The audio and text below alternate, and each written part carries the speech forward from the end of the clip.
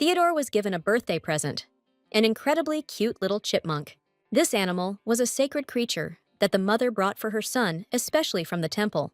Even though the sacred creatures were expensive, the woman believed that her outstanding young mage was worthy of such a gift. She ended up in a romantic novel with a low-grade villain who was 11 years old. She got there as a birthday present. She became a chipmunk at some point, or so-called sacred creature, and ended up in the Hyride Duchies. In this duchy, the head of the family was the most powerful and outstanding mage of the generation, a prestigious family of mages. But this power also had its price. The stronger the magician, the less he had the ability to control the powers that overwhelmed him, and he experienced extreme pain. The being that could calm this raging magical force was a sacred being. The need for a sacred animal meant that a person possessed such enormous magical power. That's why K-Rod's heroine, Ella, paid a large sum of money to buy a chipmunk for her son, to show the outside world that her son Theodore was so powerful that he needed a sacred animal. In fact, the guy didn't have such outstanding magical abilities. He could barely even light a small fire. Since the seal on the chipmunk had already been engraved, there was no need to worry about the creature leaving the duchy's residence, and it was also said that it understood simple words. So if you ordered something, it would do it. The Duchess called the chipmunk, and he immediately jumped on her hand. In fact, the creature simply did not want to be in the cage, so he put on a show for them. Theodore was dissatisfied with something. It turned out that he was a little disgusted by the fact that some animal understood words, although just recently he called this creature cute. The Duchess reminded her son that this was not just an animal, but a sacred being. Moreover, according to legend, sacred creatures that had absorbed a lot of magical power could also transform into people. Theodore came to the conclusion that if with his magical powers, it instantly became human, it would be strange if the chipmunk could not understand speech after turning into a human. With a gloating look on his face, the boy said that very soon he would have to look after another slave. The creature was beside itself with what it heard, not understanding how this man's thoughts had taken such a direction, and, with his abilities, it was practically impossible to become human. She really wanted to give him a slap on the back of the head, but unfortunately, she had pause. The chipmunk was very angry because he would have to look at this bastard every day. On the other hand, since the Duchy of Herod was here, it was even to her advantage. In the highest room of the western tower of the duchy, there was the villain of this novel and the hidden figure of the duchy, a very, very outstanding magician. The Duchess was informed that a man had come from the tower. News came that the elder gentleman had a high fever and lost consciousness again. Just like last time, Ella breathed a sigh of relief that the child did not die, but only lost consciousness, and it was not life-threatening. The Duchess was a very cruel woman, and she reacted very coldly to the news that her adopted son had fainted. It seemed that this was not the first time the child had lost consciousness, and his condition was much worse than the creature thought. Theodore tried to irritate the chipmunk, although the animal understood everything, but tried to pretend that it did not understand anything, so that he would leave him alone as soon as possible. After some time, the guy lost interest. He became convinced that animals only know how to eat and sleep. Having checked that the obstacle was asleep, the chipmunk decided to slowly set off on his way. The escape was crowned with success. Finally, the creature arrived at its destination, the highest tower to the Duchess's adopted child. The boy thought he was imagining things. Otherwise, how could he explain the fact that there was a chipmunk sitting outside his window? The creature was actively beating on the window, thereby indicating that it should be opened. Because of her clumsiness, the chipmunk stumbled and began to fall down. Not only did she never become human, but she also couldn't look at magic because of her own stupidity. The guy got his bearings in time and still saved the chipmunk. Finding herself in his hand, she experienced some incredible, tremulous feeling. Was it really Justin's magical power? He only touched her briefly, but already a tremendous force could be felt. The creature couldn't even imagine how painful it was to have such uncontrollable power. She had to calm him down as soon as possible. By touching his nose, the chipmunk still managed to calm Justin's magical power, and he was no longer in pain. The guy realized that there was a sacred being in front of him now. Judging by the fact that the animal had the sacred mark of Hyride, it meant that it was Theodore's sacred animal, in which case Justin did not understand what it was doing with him. The chipmunk found this guy quite cute, perhaps because he was still very young and could not be called a villain. Justin Hirad was the main villain of this novel. When he was still a child, his mother, the previous Duchess, left this world. Duke Hayrad remarried Ella, and Theodore was born. After some time, the Duke was sent to war, and Justin was left alone when he needed love the most. To make matters worse, when he turned 10 years old, he began to develop magical abilities, and due to the uncontrollable magical power, he suffered from pain. Ella, who wanted to make Theodore her heir, did not like this fact. Under the pretense that her stepson was ill, she locked him in the tower. All this time, Justin lived alone, experiencing severe pain, and according to Ella's plan, he was to be sent to the battlefield. About 5 years from this moment, he will become a war hero who ended a long war and returned home with honor. The tragedy will begin with his return. As a reward for the war hero Justin, there will be Lady Marielle, the most beautiful girl in the Empire. The guy will fall in love with the girl at first sight and will want to win her heart, but he will not be able to change the feelings of Marielle, who is already in love with the crown prince.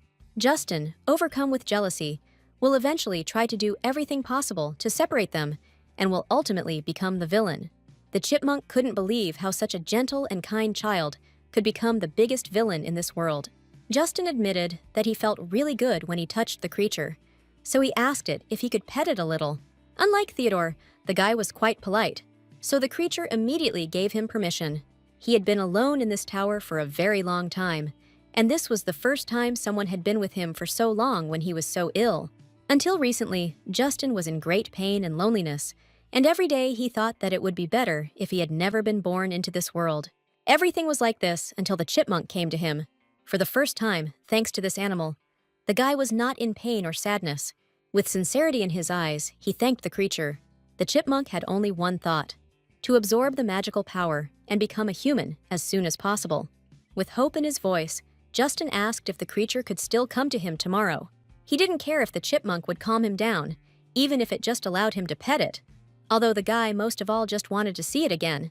The creature agreed. In any case, she was going to do it anyway, so she would come to him every day. Although it was not for long, she felt kindness and care from this child, which could not be felt in the original novel. Maybe because Justin has endured pain and loneliness for a long time. Maybe he has become a person who will not hesitate to destroy others. If at least one person had given the guy love and patience, then maybe he wouldn't have become a villain. The creature didn't know how much help she could get in the form of a chipmunk, but as long as she was here, she would treat him as well as she could.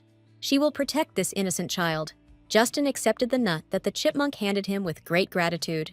From tomorrow night onwards, he promised to always leave the window open so that the animal could come to him at any time. Just recently, he was in so much pain, so this is what the power of calming a sacred being is. Justin realized that he had to get his hands on this sacred animal of Theodore. Sacred beings were capable of becoming human, so they were addressed in ways that were related to humans. For example, when speaking about gender, to say woman or man, and not male or female, Theodore considered these to be some unusual things for some simple animal. The gender of the sacred creature could be determined by the shape of its tail. Grabbing the chipmunk by the tail, Theodore intended to check its gender. Judging by the pattern of the tail, the one in front of him was a female, that is, a woman. Therefore, the chipmunk would then turn into a girl. Now the guy was interested in how old she was. It would be ideal for him if the creature was older than him, in which case it would be easier to use. If she is small, she will not obey him, and this irritates the master. Chipmunk decided for herself that as soon as she turned into a human, she would immediately ask Justin to erase the mark from herself and leave this nasty and spoiled gentleman. Justin was a humble and kind child. Since she helps him, he should not have refused her request. For some reason, the creature was sure that as soon as she became human, everything would go smoothly.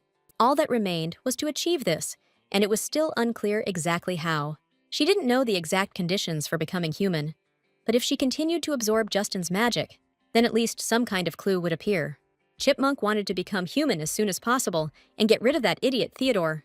Justin was looking forward to the chipmunk's appearance. He was already regretting that he hadn't pretended to be weaker during their last meeting, in which case he would have definitely come to him. After some time, the animal finally appeared. The boy was very happy to see the sacred being. Picking up the chipmunk, Justin asked if it had been dangerous for him to get here, as it must have been difficult to climb the solid wall. Having placed the creature on the bed, the guy suggested that it rest. He hoped that the animal would feel comfortable here. The only suitable place was the bed. The chipmunk called the guy to go to bed quickly so that he could also provide him with friendly service. Smiling, he began to lie down, calling the little animal quite polite. Justin decided to pay the chipmunk back for the acorn he gave him, so he spent all this time thinking about his name. After these words, the creature realized that it really still did not have a name. She was on the verge of nervousness because Theodore called her a slave, and this sweet boy only said sweet things. Having named all the names that came to his mind, the chipmunk dismissed them all. He didn't like any of them at all, and besides, almost all of the names were male. Justin realized he needed to think some more. Enough time had passed since the creature began to calm the boy, but the magical power continued to be absorbed. Maybe it was because she had already experienced it once, so she could absorb much more than yesterday. If this continues, it seems like the chipmunk will cross the border. The creature was pleased with itself, as today it had also successfully absorbed magical powers. Suddenly, something began to happen to her body, and after a few seconds, the chipmunk turned into a human, into a sweet girl. Justin clearly didn't expect this turn of events. She really became human. It was amazing and surprising. The girl had a young voice and small hands. Justin handed her a blanket and asked her to cover herself first. Seeing the surprise on the guy's face, the girl began to explain that a sacred being can become human. A sacred beast that has absorbed a large amount of magical power in a short period of time can become a human. This is only temporary. To become fully human, it will take 50 days of continuous absorption of magical powers. If you become human before the 50 days have passed, all the magical power accumulated so far will be exhausted and will become invalid. Chipmunk was angry that she hadn't read about this before, since she had already experienced it firsthand. Theodore was infuriated that this whole process took 50 days. The sacred being was only concerned with information on how to properly absorb magical powers. When you feel that you are absorbing too much magical power, you cannot stop and continue to take it in order to preserve the magic that has already been absorbed. Chipmunk realized that she shouldn't have removed her paw then, but should have continued to absorb the magical powers. Theodore laughed loudly and maliciously, and then said that it was very rare for a magician to help a sacred being become human, and he considered himself one of those rare magicians. If the chipmunk absorbs Justin's magical powers for 50 days, it will become human. The little animal thought that if the guy knew this information, it would be easier to help each other. She began to think of a way to tell him about it. That same day, the animal brought Justin an excerpt from the book. The boy assumed that she had brought him this passage so that he could study sacred animals. Yet he was smart enough to immediately understand body language, since they could not yet communicate with each other in words. Justin became embarrassed after the chipmunk stroked his cheek, which was her way of praising him. The boy immediately realized that if the animal absorbed his magical powers for 50 days, it could become a human. So in 50 days, he will be able to see this appearance again. Justin really hoped to see this sweet girl again. Theodore was beside himself with anger when he opened the book and discovered that a whole page had been torn out. Turning to the chipmunk, he asked if the animal knew what had happened, but no matter how much he asked, he would not receive an answer. The boy assumed that his magic had exploded while he was sleeping. Still, those who have strength are doomed to suffer. Now, Theodore could not even sleep peacefully. No matter how hard he searched, there was no trace of the missing page anywhere. It started raining outside, and Theodore was very happy about this weather. He grabbed the chipmunk sharply, saying that the slave had had enough sleep. He was going to show the little animal something interesting, but the sacred animal did not understand what this idiot wanted from her, since it was raining outside. Judging by what this guy liked, he really was crazy. It turned out that on the day when it rained, the patient began his walk. It was Justin who was taken outside in such terrible weather. Theodore mocked his brother, referring to the fact that this was supposedly the doctor's order, as if it was good for the boy to get wet in the rain. This nasty guy was having a great laugh. He was laughing at the fact that his brother had a fever, and a walk in the rain was the appropriate treatment.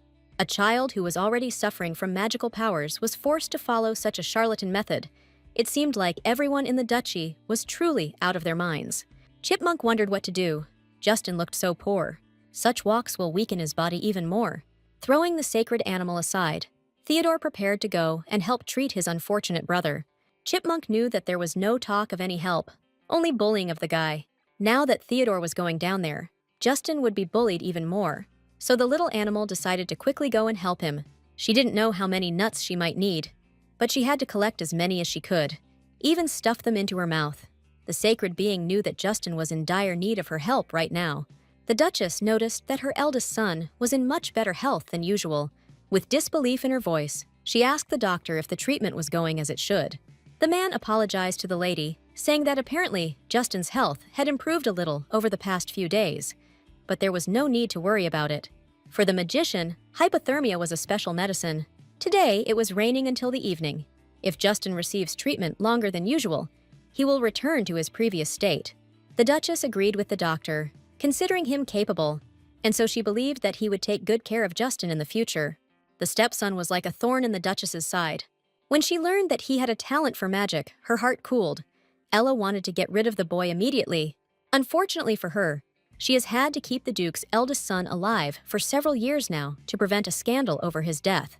Now the lady could not get rid of the guy because of the military oath, since the imperial power has been weakened by the long war. This is the emperor's secret plan, fearing the growth of aristocratic power. The head of a noble family had to participate in the war, and in the event of his death, his immediate relatives had to go on to the battlefield.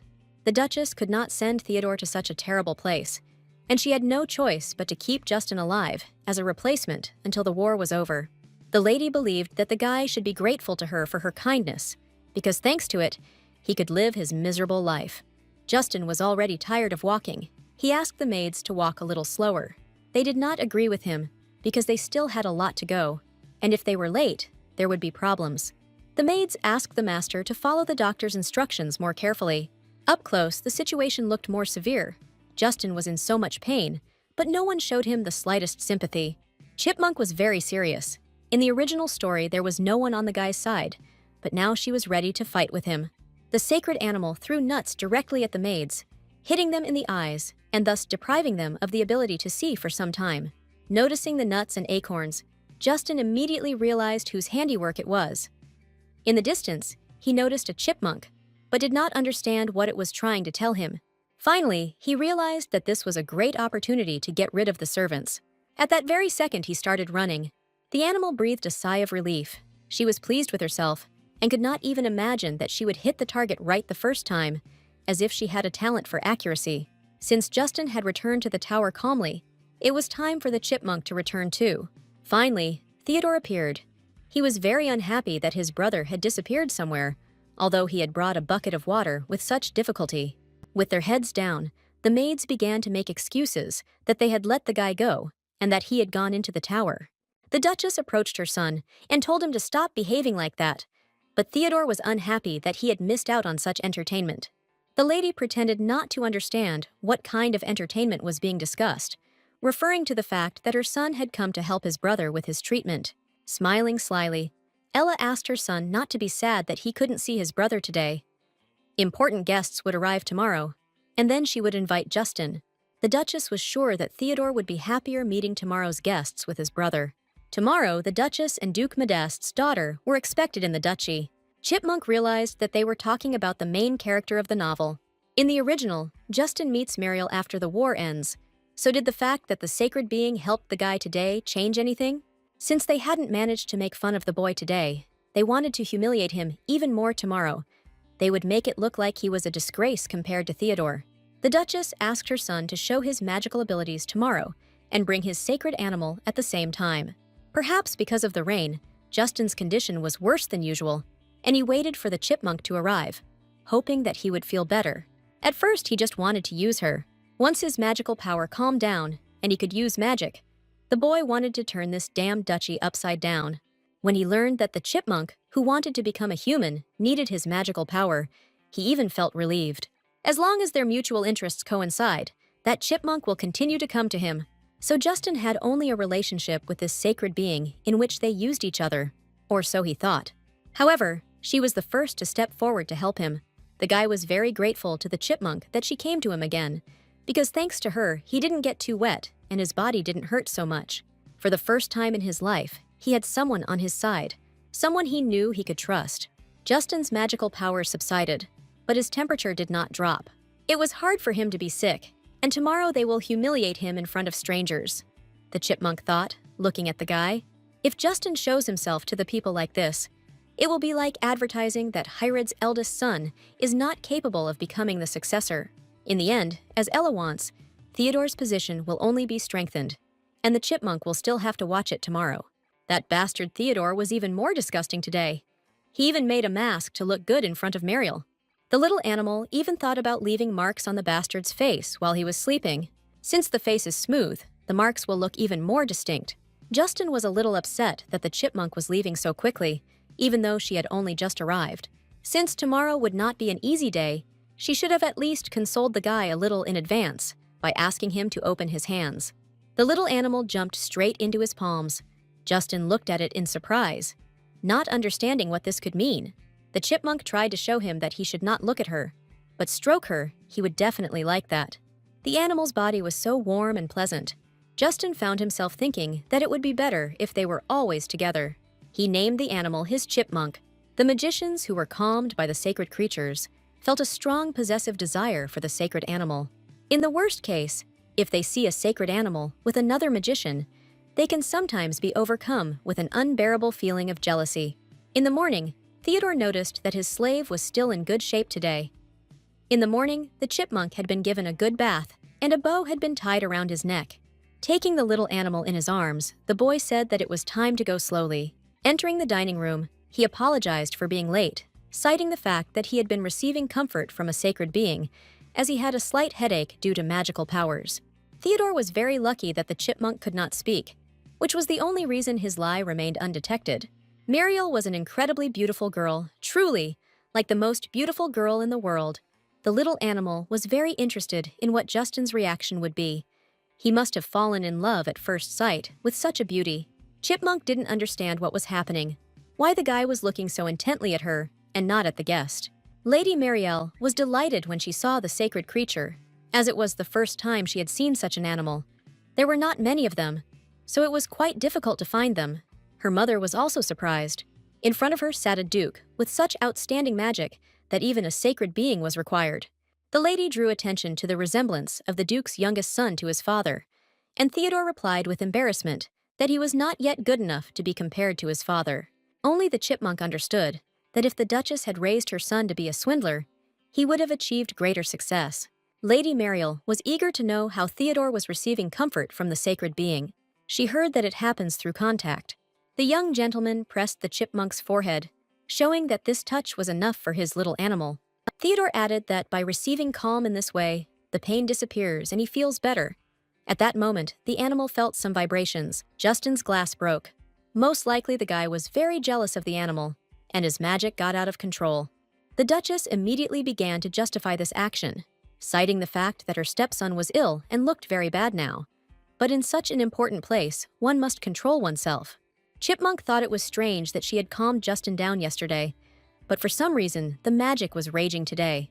She assumed that it could be the result of the rain, so she decided to check on the guy's condition. The animal stumbled and began to fall, but Justin caught it in time, warning it to be a little more careful, otherwise it could fall. The guy barely audibly muttered that there was no need to take risks where he was not, otherwise he would not be able to protect her. Chipmunk didn't understand why he would say something like that in such an annoying manner. Theodore thanked his brother, extended his hand, and insistently asked for his chipmunk to be returned.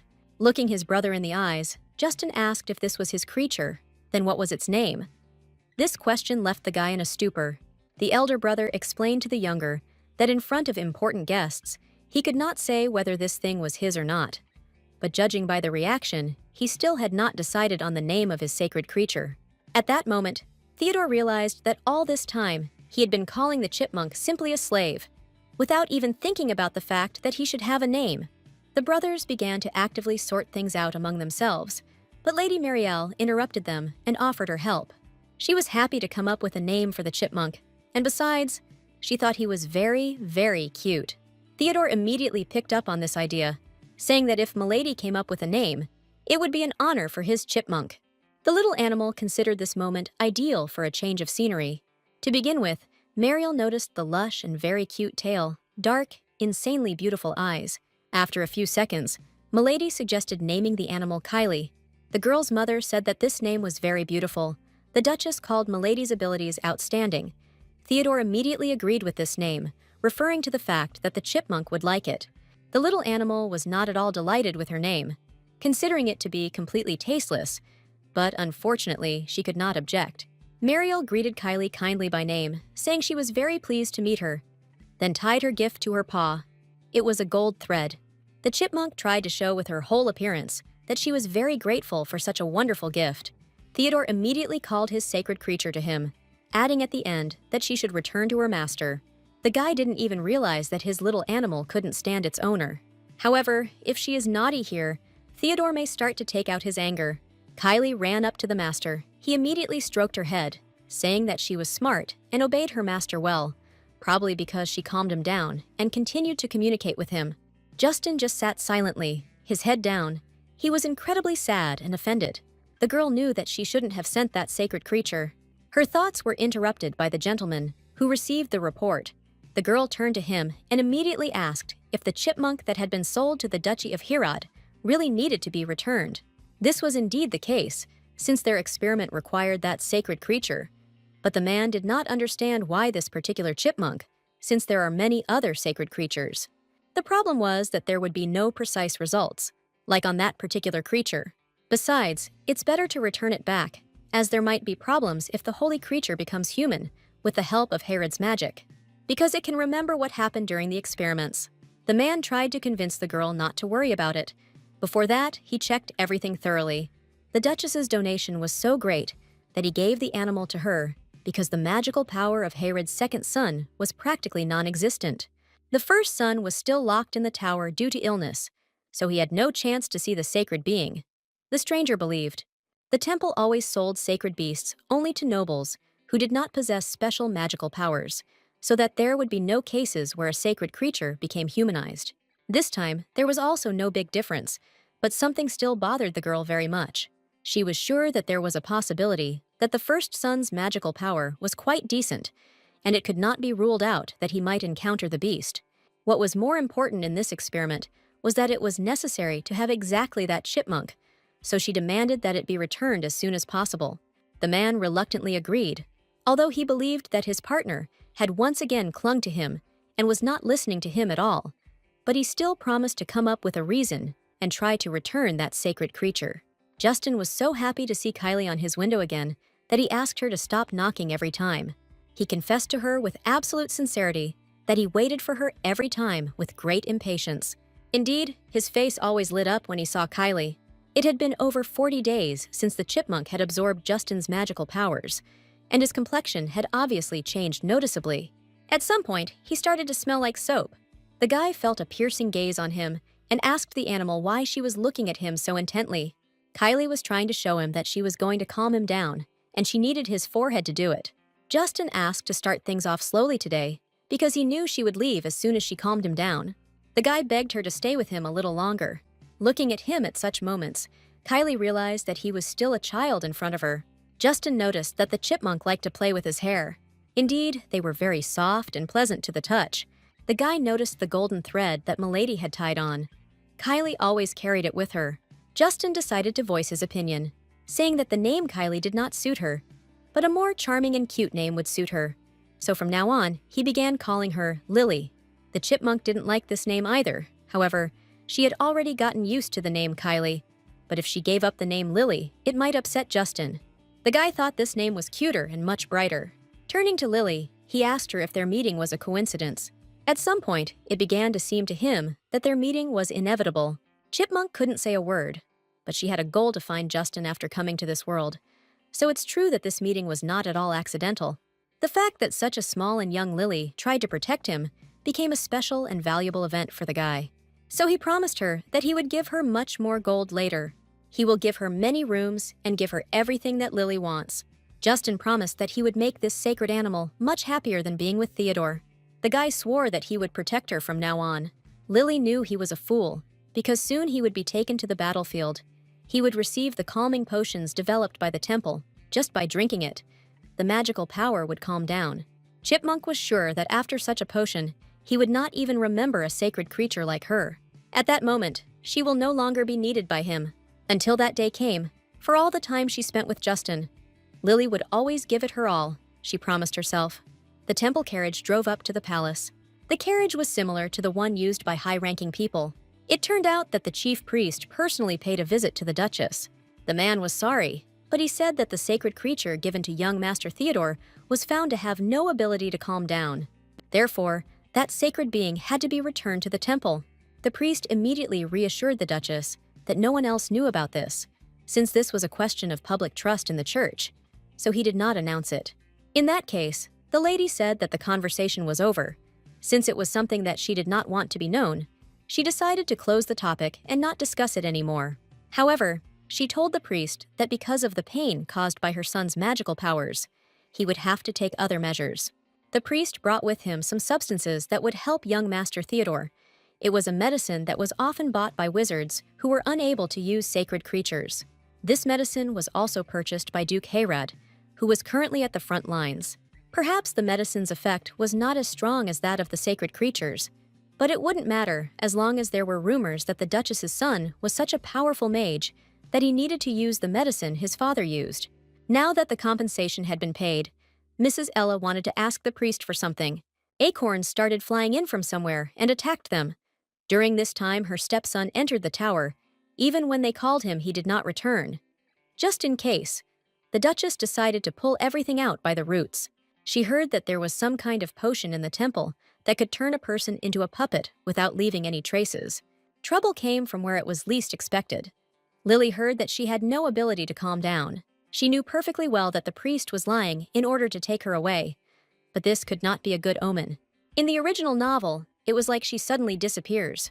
Probably around that time she was taken to the temple. Lily, of course, did not remember this, but she decided for herself that she did not intend to return to this place.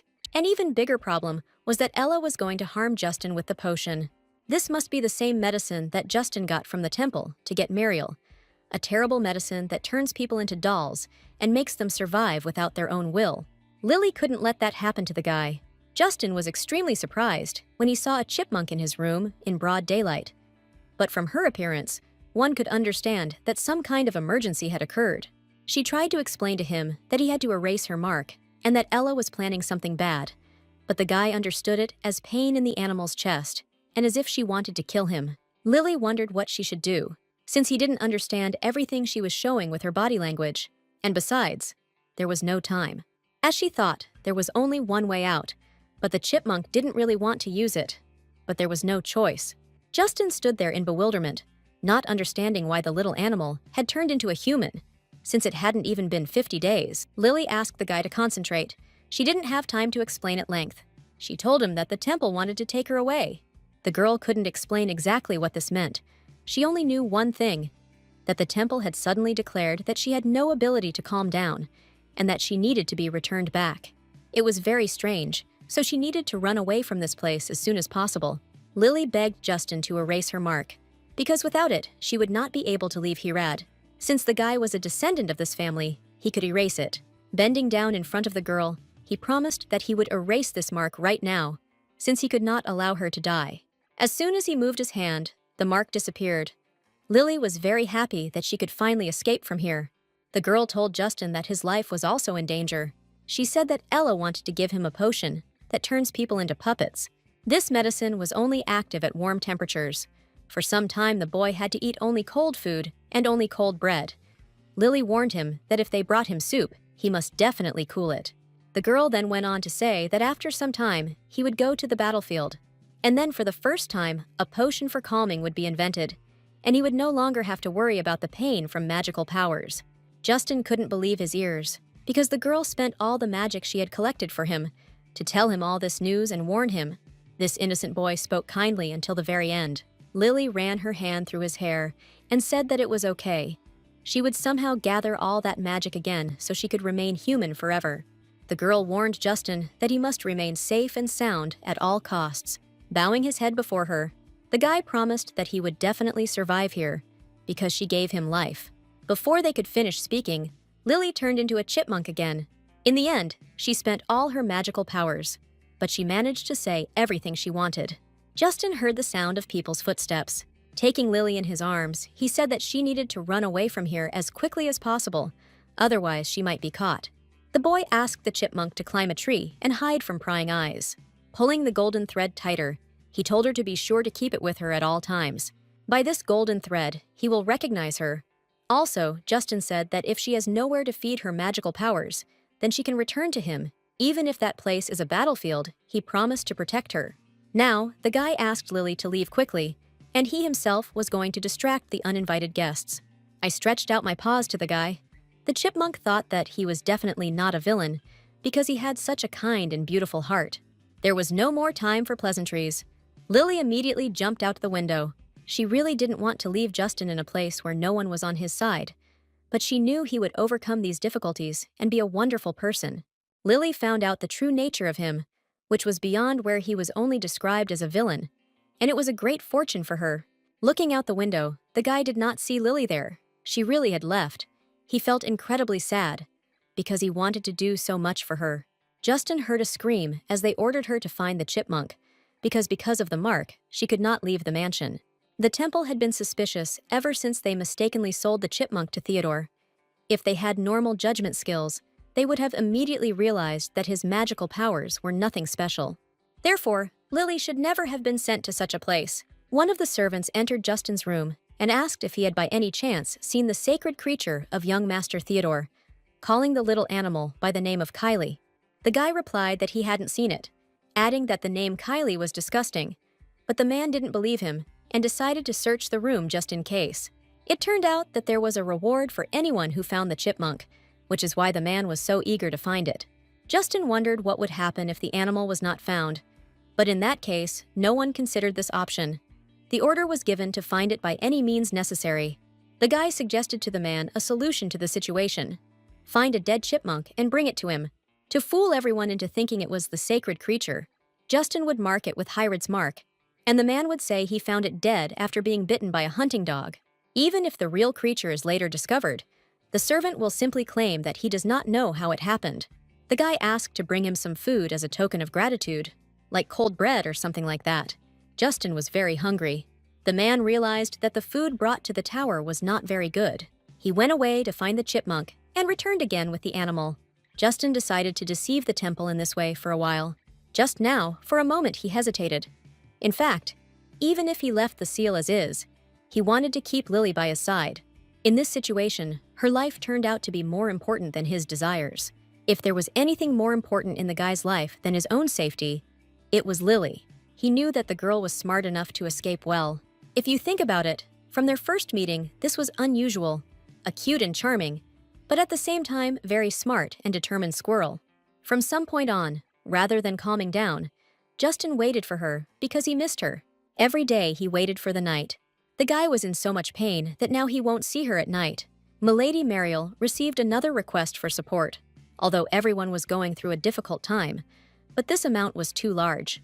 The financial situation did not allow the estate's demands to be met, but given that they were close to the front line, they could not be ignored. The lady did not know what to do. It would be better if at such a moment someone could help her. Suddenly, someone knocked on the window. Mariel got scared, since the room was on the second floor. I looked out the window and saw a chipmunk with that same golden thread tied to his leg. The lady was incredibly happy when Kylie came to her senses. The animal ate the nuts with great appetite, as it was incredibly hungry. Mariel was incredibly pleased that her guest had such a good appetite. Still, she was worried about how it happened that the chipmunk came here, since her home was quite a distance from the Duchy of Herod. The lady promised to take the animal back, so that she wouldn't worry. But that wasn't what Kylie needed. The chipmunk tried to show with all her actions that she was not allowed there, since she barely escaped from there. She began to think about what to do. She needed a means to convey her words to the lady. Kylie began to rummage through the girl's desk. Mariel asked her not to play there, since there were secret documents on the desk that could not be torn up. The chipmunk began to point at the letters with her paw, and eventually, she told the lady that she had run away. As soon as Mariel realized this, she immediately became very indignant that the animal had been subjected to abuse in the duchy. She began to stroke her head. Now the lady understood why Kylie ran away and came to her. Come to think of it, at the last tea party, Mr. Theodore's character did not seem good to the girl. He treated his older brother terribly. Then he behaved even worse with the animal that could not speak. From now on, Mariel promised the chipmunk that she would protect her and would never return her to the Herod Duchy. The priest reported to Chloe that the matter of the sacred creature had been well dealt with. On the day the man went to return it, a hunting dog mauled it to death. The girl clarified whether the animal died on that day or another. The priest said that the animal died that day. It seems that the Duke's family did not take good care of it, also the man in front of the potion that the Duchess asked for, but it was under the strictest secrecy. Chloe had a bad feeling about this, since the temple hadn't dealt with this on its own. The priest tried to calm the girl down, as it seemed that she was too obsessed with that sacred animal. Most likely the Hayrids themselves had a hand in this, because they did not want to leave any regrets. Usually, sacred beings did not have a strong desire to become human, so there was no need to worry, and the same was true for that sacred being. The plan to become human progressed smoothly. In 5 days, Kylie had accumulated enough magical powers. At that time, she assumed that Mariel had a lot of magical powers. It was a huge magical power, the same as Justin's. This level of magical powers was very stable. The chipmunk was surprised that the girl did not have a sacred creature, not understanding how this was even possible. Milady finally arrived, but she looked pretty bad. She admitted that today was a bit tough. Mariel received letters from Erides saying that they were unable to pay their taxes again. The lady knew that it must be difficult because there was a war going on. Kylie couldn't believe her ears that the entire empire was at war, and my lady's family continued to support the troops without receiving any taxes. Although in the original, Mariel was beautiful and kind, it was said that she was far from politics and governance, so she was easily influenced by what was said around her. So Modeste's fate suddenly began to collapse. Judging by what the girl did for the chipmunk, it was already clear to Kylie that the lady had decorated her place of residence too luxuriously. Pointing to the fireplace and firewood, Kylie helped Mariel solve her problem. Since Erides was a hot place, there was no need for firewood, and they could pay taxes with firewood. The girl hugged the chipmunk tenderly, thanking her for the much-needed help. With hope in her eyes, the lady asked her new friend if she suddenly had problems. Would Kylie be able to listen to her? The animal was only happy to help. She had to pay back for the fact that for 50 days she would absorb the girl's magical powers. Mariel must not have felt anything special. The lady cried bitterly in her bed. If she had known that she would lose her that day, she would never have gone to the temple. If she were alive, she would have already grown up big. The woman did not regret anything, except to see those warm, pink eyes again. Kylie felt so good and calm. There was no need to worry every day that something would happen, and all the people in the duchy were polite. Medest was the best place for a chipmunk. Unexpectedly for herself, Kylie noticed the Duchess crying in her room. Chipmunk heard that the lady's health had recently deteriorated, and her consciousness had become clouded. She decided to check. Suddenly, something was hurting her. The woman was extremely surprised when she saw a chipmunk in her chambers. She heard that Mariel had been raising a chipmunk lately, so he came to her himself. Kylie looked at the lock of hair in the Duchess's hands. The lady said that it was Leia's hair. She was a beautiful child with light brown hair and warm pink eyes. Kylie realized that they were talking about the second child that was being talked about at the time. That day at dinner, Duchess Hayrod asked if there was any news of the second child. Pretending to be sorry, she added that children often go missing in Modeste. Looking at Mariel, Ella said that at least the second daughter had grown up well. Duchess Modeste confirmed that disappearances in her duchy often happen with the second or third child, so she was very careful about leaving her in the duchy. On the child's first birthday, the Duchess went to be baptized, and on her way met robbers. Kylie realized that the lady had lost her child that day, and her body had become weak. The chipmunk wanted to somehow cheer up the woman. She fell on her back and began to point to her stomach, hinting, trying to say that if the Duchess stroked it, her mood would instantly improve. The woman wondered why. When she saw this little animal, her soul became calmer. She invited Kylie to at least occasionally look into her room, promising that she would fill it with seeds and acorns for the animal. The chipmunk agreed with great joy. The Duke was informed that it was time for him to move out. Justin's father died, a man whose face he doesn't even remember, even after his death. The boy didn't feel much emotion. Much more important to him was Lily, and her last words before leaving, since everything she said turned out to be true. Warm food, which had never been there before, but if it weren't for the chipmunk, Justin would have long ago lost his dignity and become Ella's puppet. He didn't know how Lily knew the truth, but he believed her and went to the front. The boy promised himself that when the war ended, he would destroy Kairad, who tried to separate them. He promised to destroy the temple that posed a threat to Lily. Mariel read the latest news to the chipmunk that young Master Justin had arrived on the battlefield. It seemed that he would be in the rear due to his poor health, and Milady knew that he could not go out onto the battlefield with a sick body. For a boy, the battlefield was safer than the duchy, but he still had to be careful. Muriel stroked the chipmunk tenderly and said that after she went to see her mother, her condition had improved, and also, thanks to the animal, things in the estate had turned out well. Kylie felt like she was much more grateful to this girl because she had collected all the magical power to become human. Finally, she will be able to become human again. Muriel must be very surprised, but the chipmunk decided to first become human and then immediately explain everything. The lady asked the animal where she ran so abruptly. A few seconds later, a girl appeared in front of Muriel and immediately began shouting that she would explain everything right now. The Duchess entered her daughter's room at that very moment. She was going to talk to her. At that very second, the woman froze. She saw painfully familiar hair and pink eyes. She screamed her daughter Leah's name across the room. The Duchess happily walked towards the girl. She was beside herself with happiness. She kept repeating that God had heard her prayers. Muriel tried to calm her mother down. Suddenly, the woman lost consciousness. Kylie froze in surprise, not knowing what to do. This wasn't how she imagined turning into a human. The attending physician of the Duchy of Modeste informed Milady that her mother had just fallen asleep. The girl was very worried about the Duchess's condition, but the doctor reassured her, saying that she would wake up in a while.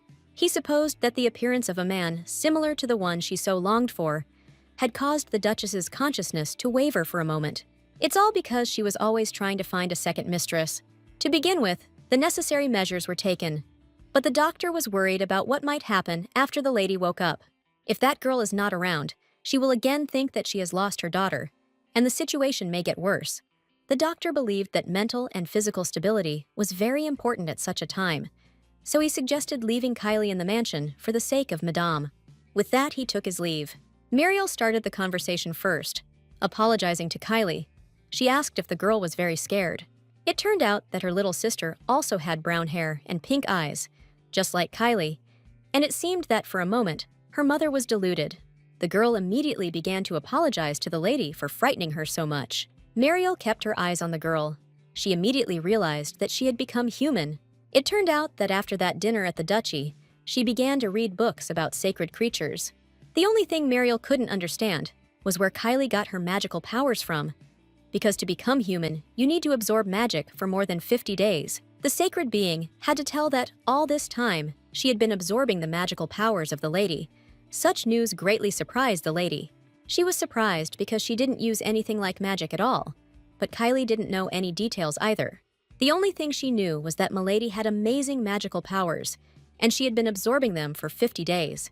For a moment, Kylie thought that she had angered Muriel with these words, but the girl was immediately glad that she had been useful and was able to help her friend. Since the sacred being had no particular plans for her future life, Milady offered her to become her younger sister. This request really surprised the girl. Taking Kylie's hand, Milady said that she knew that her request was very selfish, but her mother did not have much time left. She wanted the Duchess to live the rest of her life happily, thinking that she had found her daughter. True, in the original, Duchess Modeste could not bear the grief of losing her second daughter, and before Muriel came of age, she left this world. The lady was a kind and warm person, like a mother. Milady apologized to Kylie if she had burdened her, but she would very much like the girl to remain in the duchy. In fact, she didn't want to part with her. Thanks to this girl, Muriel and Modeste gained vitality. It helped her a lot that Kylie was nearby. Having received so much help from her, Milady thought that her request seemed terribly shameless. The girl jumped up from her seat and began to shout loudly that, on the contrary, she was shameless. True, she had no reason to refuse Muriel's offer. Being the adopted daughter of the Modestes had many advantages. That's not all. There were people in this duchy who treated her like family, without any words. Now it was her turn to repay the kindness. Kylie happily agreed to become Leia. Muriel was happy that the girl accepted her request. She immediately rushed to hug her. Looking into the lady's eyes, the girl said that from now on, she would rely on her sister. Since that was the case, Leia promised herself that she would try to give her best in the position she had received. From that moment on, she began to protect the wealth and honor of the Modestes and look for a way to save the Duchess. Rumors began to spread throughout the duchy that a Sciorda girl, taken from an orphanage and of unknown origin, was now the Duke's daughter. They said that she looked very much like the second daughter who had disappeared, and some thought that the innocent Modestes had been deceived out of the blue. When the Duke was still in Modeste, their power was great, and if there is no such insight as his, Then naturally, the state instantly collapses. Everyone wondered what this fake girl was doing. The owners of the shelter were very grateful to the girl that she found the time to visit this place. Leia thanked them for the welcome. It was her first official visit as a representative of the Modeste family. There was much talk about her being an orphanage girl, and since she had that label, Leia decided to take advantage of the opportunity to show the secular world that she had no intention of hiding her origins. Also, she was going to find that very person. All the children looked quite happy. The girl decided to go around all the shelters to find one person. The Empire's best doctor, who later saved the Crown Prince after he was bedridden due to falling under Justin's spell, Ronald Carden. Unlike the other doctors who were bribed by Justin, Ronald never forgot the mercy he received at the Modeste orphanage and saved Mariel's beloved, the Crown Prince. Afterwards, Ronald became the attending physician of the imperial family, although he received praise as a genius doctor. But due to his long life in the orphanage, it took him a long time for his skills to blossom. Leia hoped she could shorten that time. The girl noticed the stranger. The owner of the shelter explained that she was a nanny looking after the children. At this time, she was playing with them on the street. The children obeyed her perfectly. For them, she was like a mother. At that moment, Leia remembered the Duchess, who was so happy to finally find her daughter. She didn't want to let her go for a minute. Even though the lady was mistaken, she was still kind to the girl, and since she was a chipmunk, she took care of her like a mother. Therefore, Leia did not want to lose her, and was obliged to find Ronald, send him to the academy early so that he can definitely cure the Duchess's illness. The owner of the shelter said that on the second floor, they had a study room and a library. The children loved such places. The man knew that the lady was looking for a child to sponsor in an orphanage, and he was curious to what extent she was considering sponsorship. There was some strange sound coming from above. The owner of the shelter said that it was the children who had done something wrong again. He went to check, leaving Leia to look around on her own. The girl felt like this conversation was as if the man was asking for more sponsorship. In the corner of the library, she noticed a boy sitting on the floor reading a book. The lady greeted him. The guy threw the book away in fear and immediately began to apologize to her for not hearing her come in. Leia asked what kind of book he was reading with such interest that he didn't even hear anyone walking around him. With shining eyes, the guy began to tell that this was a new book on medicine. He had recently gone to the village and found the only one left. Was it really the one Leia was looking for in front of her? She immediately asked his name. A little confused, the guy introduced himself as Ronald Carden. It was an incredible success, and without hiding her joy, the girl replied that she was very pleased to meet him. Leia immediately asked him directly if he was so interested in medicine, then would he like to enroll in a medical academy? A question that stunned the guy. Suddenly, the director appeared. At the sight of him, Ronald began to hide the medical textbook behind his back. The man told him to be honest. The guy immediately began to justify himself by saying that he was not interested in something like medicine. But Leia could not understand what was happening to him because she knew that this was not true. The director realized that this could not go on any longer, and turning to the lady, he asked her to sponsor their Ronald. The man began to tell that the boy was very interested in medicine and was growing up to be a pretty smart child. He would like to enroll in a medical academy, but he didn't want to talk about it out loud because he thought he would become a burden to the shelter. Understanding his feelings, they had not said anything until now. But since the lady had come, such an opportunity could not be missed. Ronald interrupted the director and started shouting that he would not go to the academy. All his friends were here, and it would be enough for him to just read books. The director's wife appeared. The woman said that they all know how he looks at the application to the academy every day. The children also confirmed this, how the guy hides it and secretly looks at it. Leia took Ronald's hands and said that with such an interest in medicine, if he missed the opportunity to study, his family at the shelter would be upset. The girl swore by the name of Modeste that so that he could concentrate on his studies without worries, she would take care of this shelter. She asked him again if he would like to actively begin his studies at the Academy of Medicine.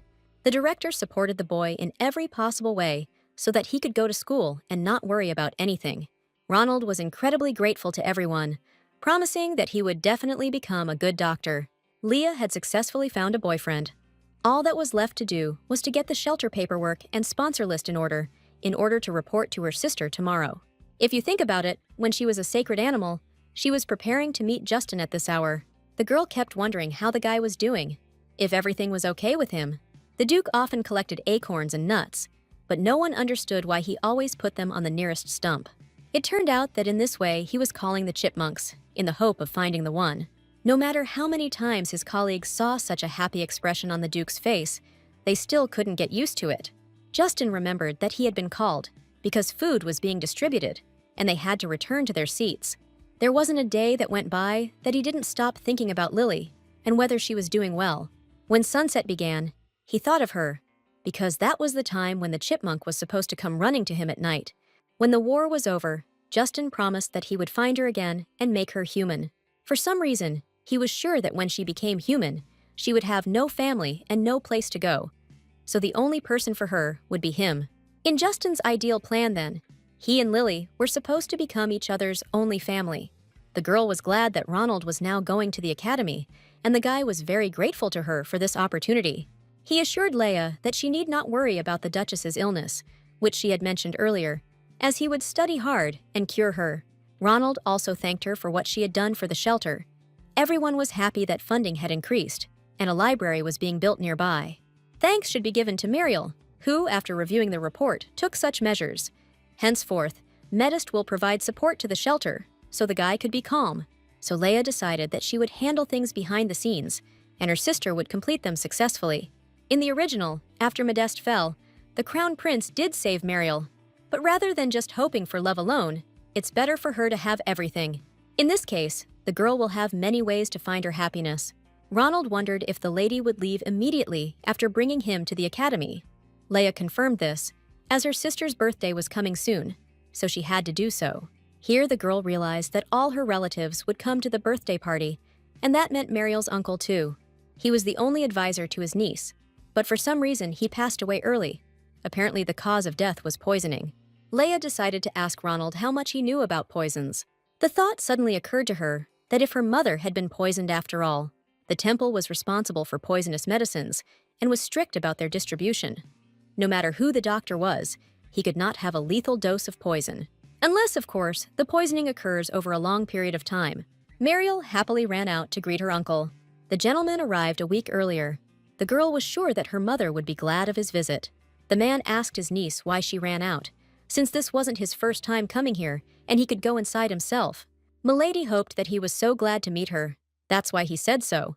Throwing off his cloak, the gentleman asked Marielle if she was in her right mind, since it had been quite cold outside lately. He was worried that the girl would catch a cold in such light clothes. Since her mother was sick, she should be strong. It was Count Jaden Ibert. The gentleman received information that an adopted daughter had appeared in the house. He was extremely surprised that the adopted girl was given the name of his real sister. Mariel explained that her mother thought it was a Leia because it looked so much like her own sister. Milady was sure that as soon as her uncle saw her, he would immediately like her. She was wrong to be so sure of this, since the atmosphere between the two was extremely tense. Mother had just finished dinner and was sleeping, so Mariel suggested having dinner without her. Without answering, the Count took a sip of wine. Leia immediately realized that her uncle didn't like her at all. At their first meeting, he behaved very ugly. The girl didn't like this man either, and besides, he treated his niece like a servant. Leia decided that she would have a tasty meal and go to her room so as not to create unnecessary problems. Looking at the girl with a stern gaze, the Count asked what her name was, not even letting her say that she was Leia Modeste. He seemed to be unhappy with her using his missing niece's name, so he demanded that she give him her real name. To avoid making the situation worse, the girl said that her real name was Kylie, and she herself was not used to pronouncing this name. The Count froze. It was surprising to him that someone could call a person by such a name, since it was more suitable for an animal. Jaden Ibert accused his niece of continuing to act without a plan. He believed that Mariel was not even capable of managing a household, and now she had invited a stranger as a family member. The Count began to accuse his niece of allowing private troops to enter Marina's lands this time, although this could not be allowed, since it was a border zone. The girl began to justify herself by saying that this time there was a battle going on nearby, and she had no choice but to act in this way. Instead, she made a condition, slightly increasing the tax rate, deciding to replace the taxes she received from cotton with those from wheat. The biggest problem was that once permission was granted for private troops, their size could not be reduced. But if food supplies were limited, it would be difficult for Marinia to maintain a large number of troops. If the decision to expand private troops was made out of concern, Then in the future, when the situation stabilizes, these troops will be reduced without outside intervention. The Count froze in surprise. It just seemed to him that Muriel's father had returned. Since all her decisions were very similar to his, the gentleman was extremely surprised how she thought it all out, that she changed her mentor. But because of the change of mentor, this could not happen. Smiling, the girl said that it wasn't about the mentor. It was just that Leia helped her in many ways, and that it had just been her advice. She was amazing in such things. The Count could not believe that his niece was now talking about the girl she had brought into the house. He thought that this was not surprising, since the Duke also had a lot to do with the law of the estate at that age. This was possible because Muriel's father was an outstanding genius. Milady urged her uncle to treat Leia well, as she and her mother considered her a member of their family. The Count's face changed, and he answered in a barely audible voice that he, like everyone else, believed that the real Leia would return someday. To everyone's surprise, the Duchess entered the dining room and noticed that her daughters were having dinner with Jaden. Turning to Leia, the mother asked her if her daughter had gone well at the orphanage, as she was worried about her. The girl asked the lady how she was doing. The woman replied that she was spending her time peacefully in the mansion. If it weren't for her health problems, she would have gone with her to the shelter. The Count sat and watched in bewilderment as Leia fit into the family so perfectly. And as the three of them became friends, in the end, they were left alone. As Muriel went to see her mother off, the girl's breath caught in her throat, since the Count said nothing, but did not touch the food either. Finally, he spoke first, apologizing to the girl for the attitude he had dared to show towards her. He asked her for forgiveness for not acting like an adult, and for the way he acted that could hurt her. Jaden could see that the child in front of him was quite smart, so he wanted to be honest with her. The Modeste family was currently going through a serious crisis. The Duke was missing. Muriel, not having inherited his place, continued to run the family's affairs. Despite the fact that the young lady had no experience, she couldn't do everything perfectly. The looks from the outside were not so merciful. There was a pack of wolves roaming around, waiting for a chance. The Count did not want this to happen, but there was a chance that something could happen to his niece. The duties that were entrusted to the daughter of the Duchy of Modeste would, if anything, pass to Leia. And the fact that she, who had no relation to this family, would be in danger worried Jaden. Others would say that she was lucky to become the Modeste's adopted daughter, but he wanted to warn her that this was not the case at all. Leia thought that this man was too harsh, but it turned out that he was also worried about her, which was not related to Muriel. The girl realized that the Count, although a little cold, was still a good man who really thought about the children. She thanked him for his concern, saying that she understood what he was most worried about. However, Leia, if possible, wanted to stay in Modeste. The place of the daughter of the duchy was not so important to her. She just really enjoyed being with her sister Muriel and her mother. She understood that someday she would have to leave, but for now, the girl wanted to help her sister restore Modeste and see how the lady recovered. They truly were a valuable family to her. Now that Leia had told everything honestly, she felt a little awkward. Count Jaden noticed that his sister's condition had become much better than it had been in recent years, and all this was thanks to the fact that this girl was by her side. Leia didn't understand how she could be so wrong about the gentleman. She promised herself that she would not let this man die as early as it was in the original novel. The girl had to find out who wanted to poison the Count. She didn't know the situation in Ibert, so it wasn't easy to find the culprit. To begin with, Leia decided to check the state of health of the gentleman. Asking permission to enter his room, the girl said that he had eaten almost nothing at dinner recently, so she brought him sandwiches. Jaden was surprised that the lady was offering him sandwiches at such a late hour, but he had no choice since she had already set the table and said that she had made them herself. The man suggested that Leia was bothered by what he had said earlier, upsetting her with his meaningless speeches, but the girl said that this was not the case at all. She simply brought him food because she thought he was hungry. However, the Count said that there was no need to worry so much about those words. This was not something that could happen anytime soon. Leia decided to ask directly if Jaden was okay. Suddenly, they held a grudge against him and wanted to kill him, laughing. He replied that no one held a grudge against him, and his death would not benefit anyone. If something were to happen to him, the Count asked the girl to take care of his goddaughter. His goddaughter was a child named Sally Linnecet, and the doctor said she would be sick for the rest of her life. Leia couldn't believe her ears. That was the name of the original's main villain. Sally was a villain who tormented Muriel out of jealousy, because the crown prince fell in love with her. She pretended to be a good person, but behind her back, she committed evil deeds, which almost caused a rift between the crown prince and Marielle. Leia didn't remember the original mentioning her illness, but it seemed she still needed treatment. The doctor said that the count's goddaughter was terminally ill, and he was worried that she would have to live her whole life with a weak body. In the original, it was the other way around. Marielle was weak, and Sally spent a lot of money and pestered Milady in various ways. If you think about it, Sally, despite being from a modest family, had enormous financial resources. Leia realized where she got these resources from and was glad that she could kill two birds with one stone. Lately, no matter what he ate, Jaden felt bloated. Although today he ate a lot of sandwiches. He was worried, but it seemed like Kylie was a good child. If Leia were alive, she must have been just like her. The Count was informed that Professor Brown had arrived and asked permission to enter for a short time. The man came at the order of Lady Leia. The professor reported that there had been a problem with the recent sandwiches, and the girl had complained of stomach pains. The Count immediately jumped up and began to inquire how she was. Mr. Brown reassured Jaden by saying that Mrs. Mariel was looking after her now. But since the girl was worried, she sent the professor to make sure the Count was okay. The man was extremely agitated. He began to assure that everything was fine with him, just a little bloated, because he had eaten a lot, and his priority was treating the child. Mrs. Leah was more worried because she had prepared the food herself, so she asked Professor Brown to conduct a medical examination. Jaden was sure that he just had a bloat, but if he delayed, the girl would worry about him even more, so he agreed to the examination. After examining him, the professor was extremely concerned and said that additional diagnostics would be carried out, but that the Count should not be frightened, but only listen to the gentleman. It seems that Jaden has been exposed to poison for a long time. Mariel didn't understand how people could be so evil. Even the doctor who treated her lied and made up the illness. It was discovered that Sally Linacet was not sick, but on the contrary, healthy as an ox. Mariel learned that Linacet had become close to her uncle and asked for a loan. Since Sally was like her younger sister, the Count treated her like a second niece. Meanwhile, they secretly slipped him poison. Leah's sandwiches turned out to be lifesavers. My sister was very grateful to her. If not for this, it is scary to imagine what could have happened to her uncle.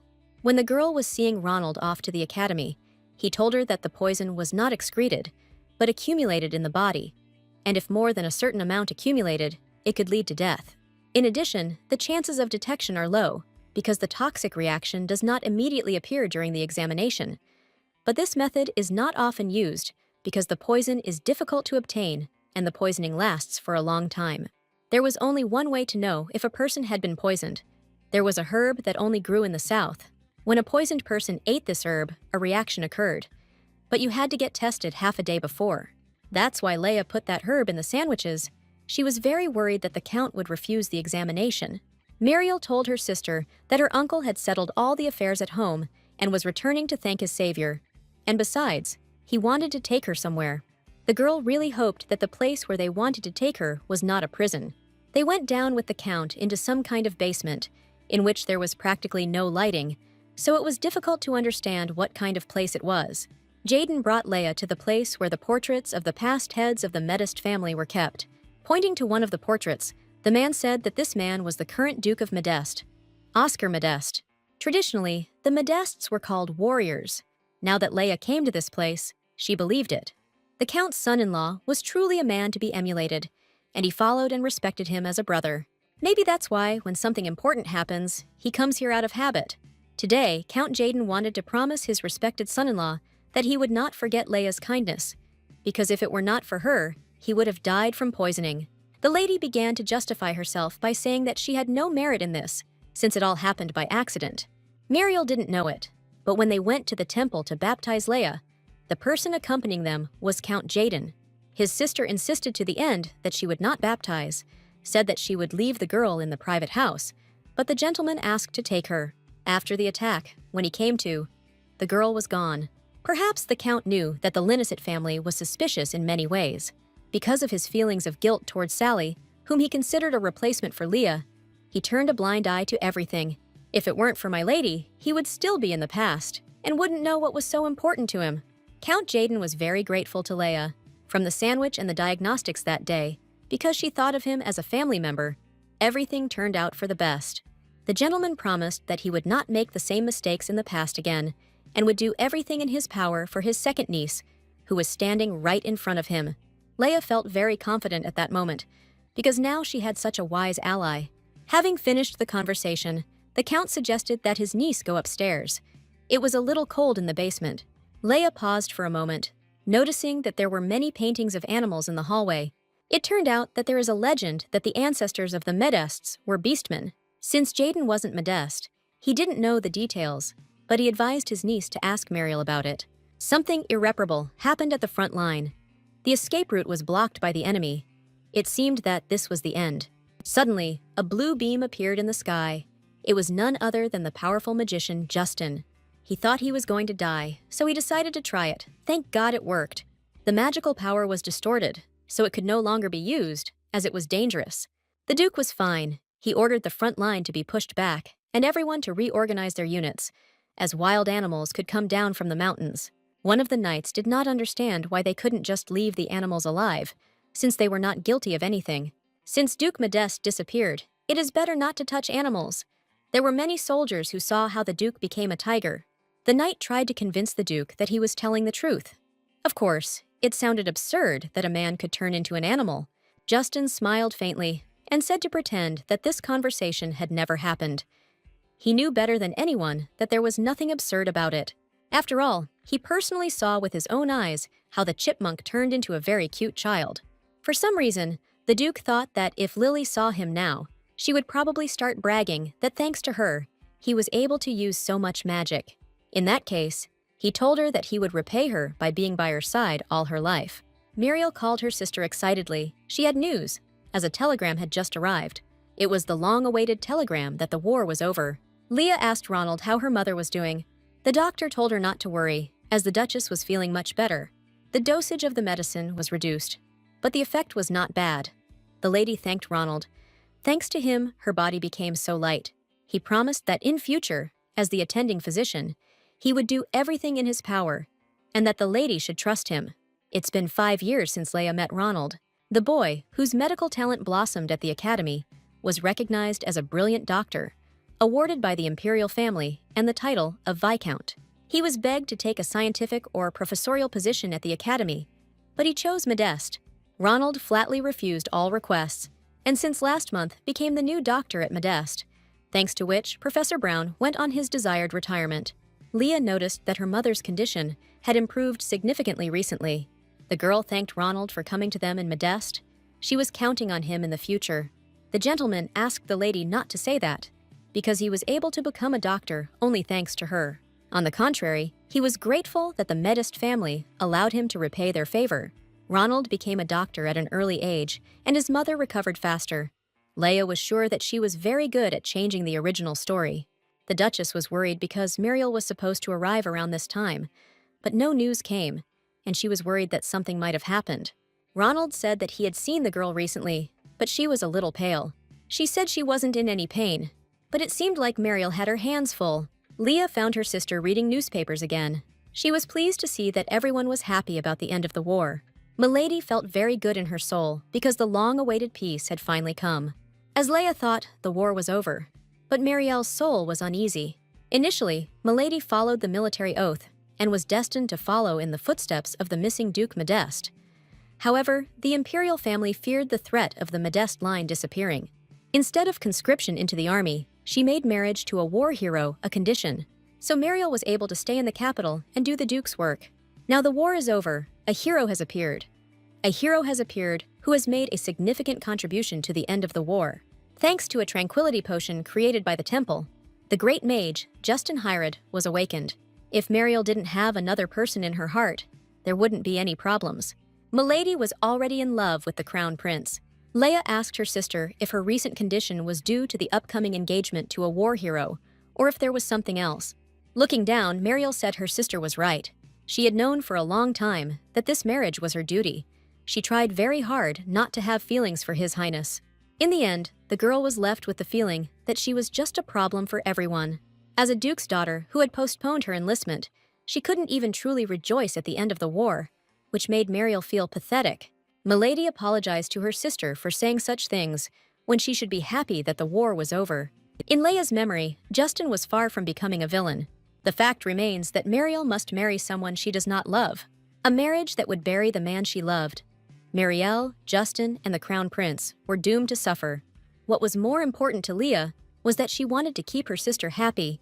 She became human and was able to spend such a happy time, only thanks to her sister. Already, the Medistov property that she had protected exceeded her right to inheritance, so she decided to try one more time for this family.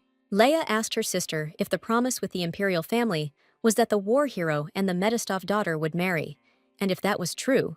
In that case, the lady promised her sister that she would do the job for her. All the people were very happy about the end of the war and thanked the war hero. This hero was the famous magician from the Duchy of Hirad. The Duke not only had enormous magical power, but he looked very menacing and very stern. It was impossible to even look him in the eye.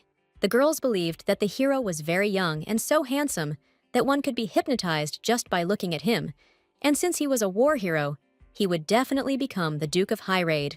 The knight reminded the Duke that they had to march down the street. The army entered the capital. Everyone looked at Justin Hirad with admiration.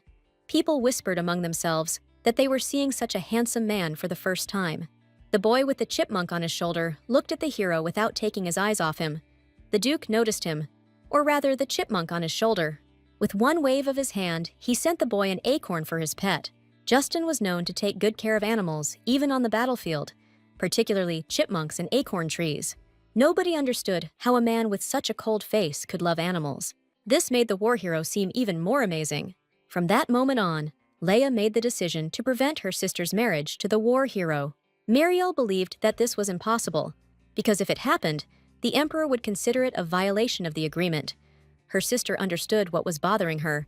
It was difficult for them, exempted from military service, to somehow change the agreement. Therefore, the lady suggested doing everything possible to ensure that this did not affect the contract. To begin with, the sisters were going to send a letter to Mr. Justin. In the letter, they congratulated the Duke on his victory and, as citizens of the Empire, thanked him for ending the war. Mariel then reminded the boy of His Majesty's decree regarding the engagement of the war hero and the daughter of the Duchy of Medist. And in the end, she explained that she was writing to him for confirmation and asking him to respond to this letter. The girl was supposed to sign as the Lady of the Duchy of Medest, Mariel Medest. She thought that it was somehow wrong, as if they would separate her and the Lady of the Duchy. That was Leia's idea. Now, however, there was more than just one lady in the Duchy of Medist. If her sister understood correctly, Leia was going to sign the contract for her. Mariel didn't want to allow this. She thought it was wrong that her sister would sacrifice herself for her. For Leia, it was not a sacrifice, because thanks to Milady, she was able to enjoy all the luxury that could be had in Medest. It is thanks to this duchy that it now exists. Therefore, he asks to allow his sister to bear this debt on her own. Mariel's gratitude knew no bounds, but the girl was afraid that everything might not go according to plan, so she was worried that her sister might have problems. Leia hugged her sister tenderly and reassured her that everything would definitely be fine. This time, too, there was a part that the lady firmly believed in. In the original, Justin fell in love with Mariel at first sight and was obsessed. But now everything has changed. Leia was there and looked after him, so the boy grew up very well. Even if a problem arose, the girl could remind him that she was his benefactor.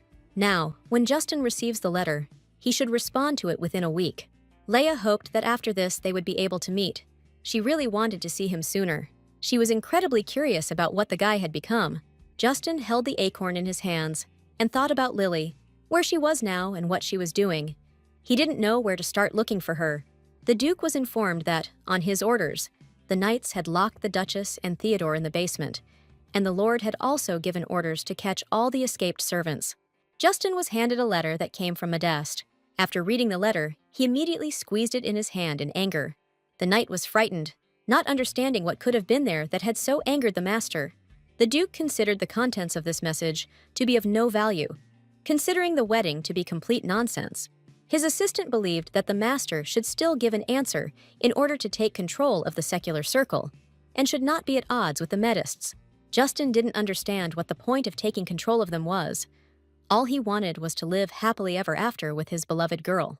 Hearing this, the assistant became indignant, because in such a case, the person whom the Duke likes could hear various rumors that he is an impudent and cold person. There was a problem that the gentleman didn't even know about.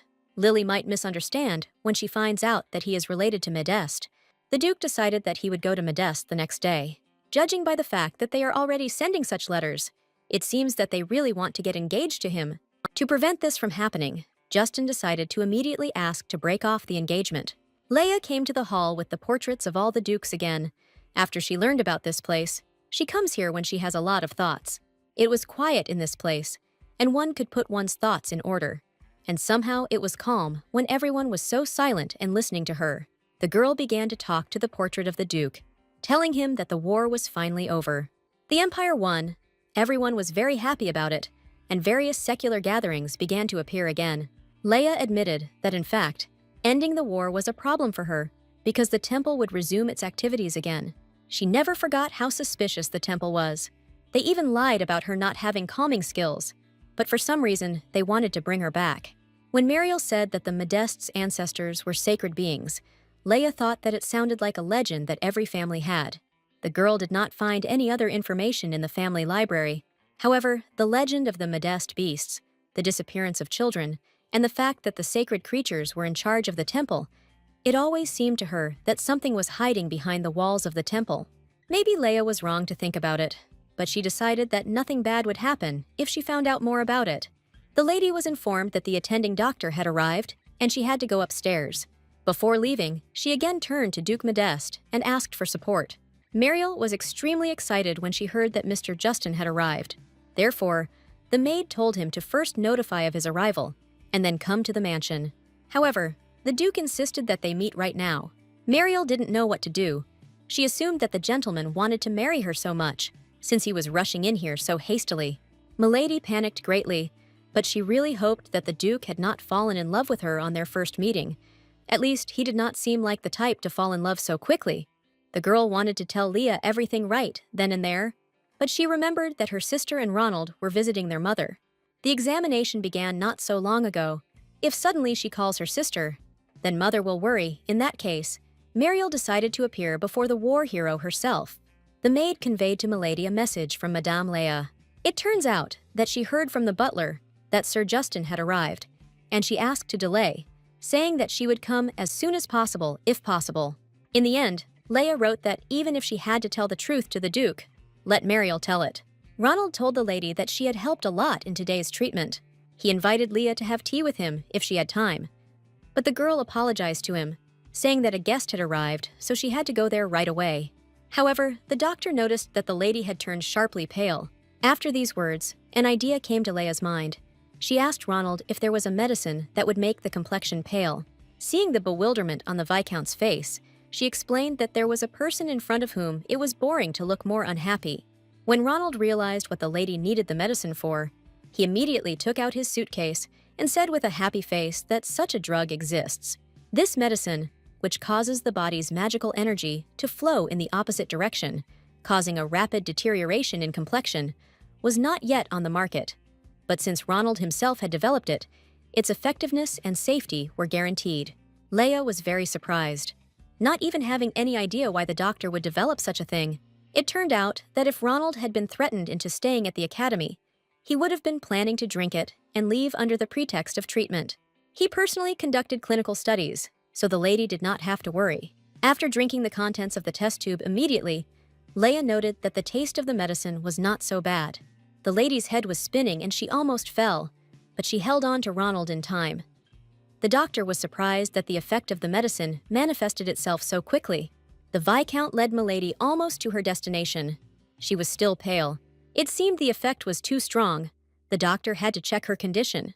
Leia overheard Justin telling her sister that he would soon see the Emperor, and at the meeting he would inform him of the break in the engagement, at which point the Duke was going to take his leave. As he walked out the door, he immediately saw Lily, who was being held by Ronald. Approaching the girl, the Duke asked what she was doing there. A few minutes ago, Muriel was thinking about how to tell the truth, since she was bored with dragging out the time as long as possible until her sister arrived. She had to do it so carefully that the Duke would not turn away from her completely. The Duke burst into the room, saying that they had not seen Lady Marielle for a long time. The girl was frightened by such a sudden intrusion into her office. She noticed that Justin's aura was completely different from before. She became even more frightening just by looking at his cold expression. Mariel remarked to the gentleman that he had come in such a way without even answering the letter, which was very rude on his part.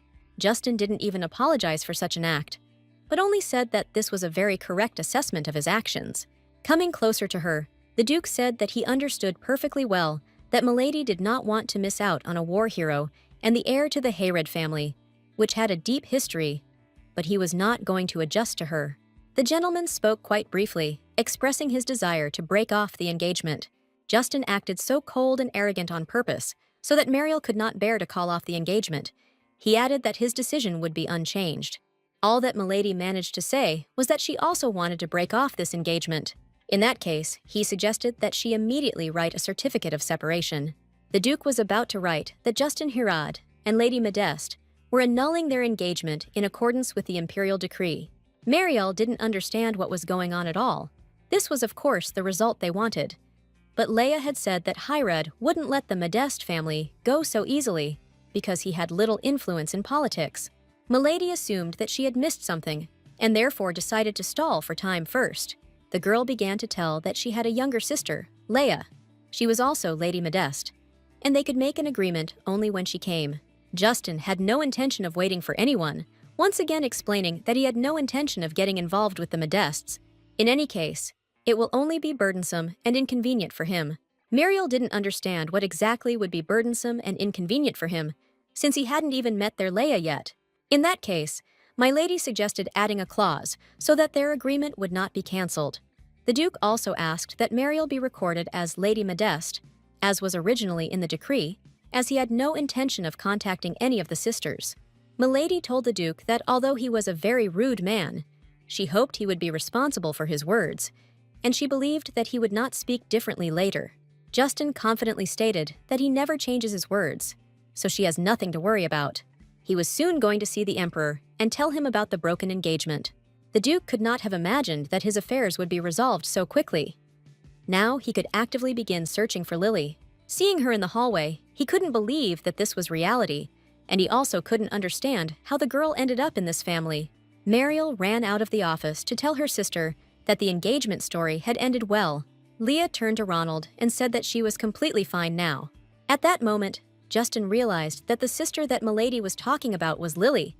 Mariel happily informed her sister that she and the Duke had just made an agreement, and it could not be changed.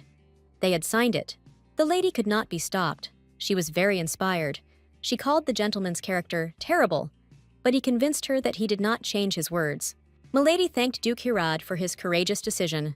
Leia also wanted to convey her gratitude to him and asked him to spare some of his time. She told him that thanks to these circumstances, she was able to successfully become a human. Deep down, Justin was glad that Lily had achieved success.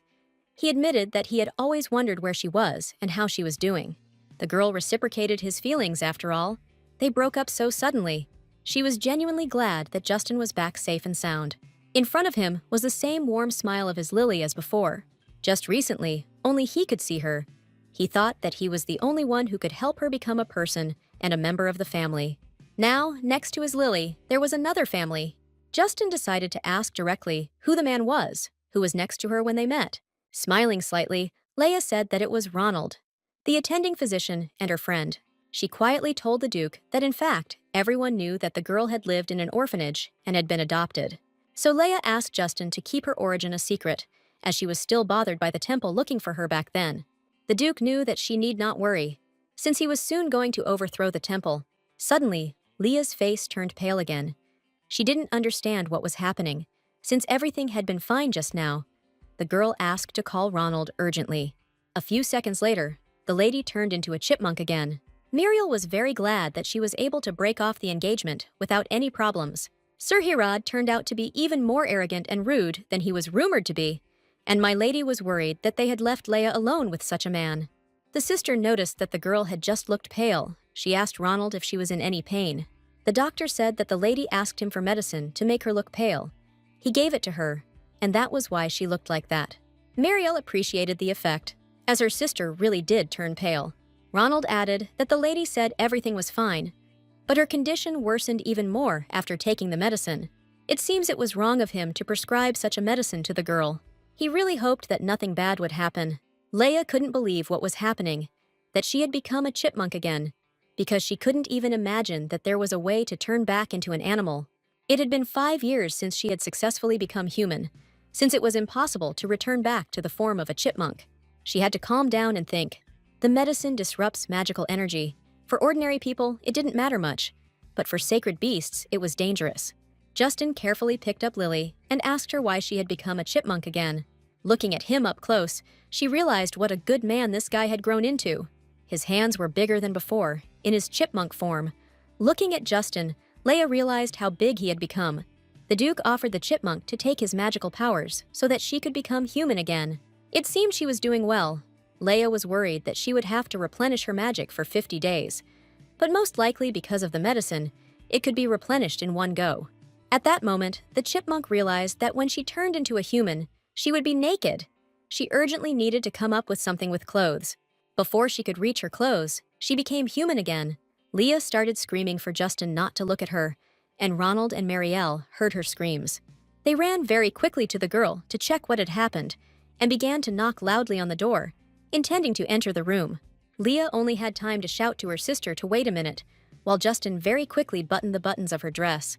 Milady noticed that the Duke and her sister had strange voices, as if Mr. Hayrod was confused. Ronald suggested that they go in right now, throwing aside all manners and etiquette, since it was quite obvious that something had happened. The doctor suddenly opened the doors, shouting that they were coming in. It was noticeable from the Duke and Leia's faces that they were somehow worried. The younger sister asked what had happened since they had burst into the room so abruptly. "It's like Leia lost 10 years of her life because she just almost embarrassed herself." Ronald asked if my lady was okay. As she looked out of breath, the girl began to justify herself by saying that it was a nice day. So they both went out to get some air on the terrace. That was the first thing that came to her mind. Laughing stupidly, Leia said that it was true that she was fine. Her complexion had improved again. It seemed that the medicine had worked too strongly. Turning to Ronald, the lady asked him to bring as much as possible of the medicine that was intended to worsen the complexion. At this point, she was going to send her sister and doctor away, saying that since they were convinced that she was all right, they could go. But she still needed to talk to Sir Justin. Muriel and Ronald were shown the door, completely bewildered by what was happening. The doctor noticed that Mr. Hayrod's complexion was much paler. Leia asked the Duke for forgiveness for scaring him so much. She had become human a long time ago, so she had completely forgotten about such changes. Justin asked her how it happened that she became a chipmunk again, but the lady herself did not know for sure. But she had an idea, so she would like to conduct an experiment. But for this, she will need the help of Duke Hayrod. Soon, he will have to go to the temple for the triumphal ceremony. Leia asked to take her with him.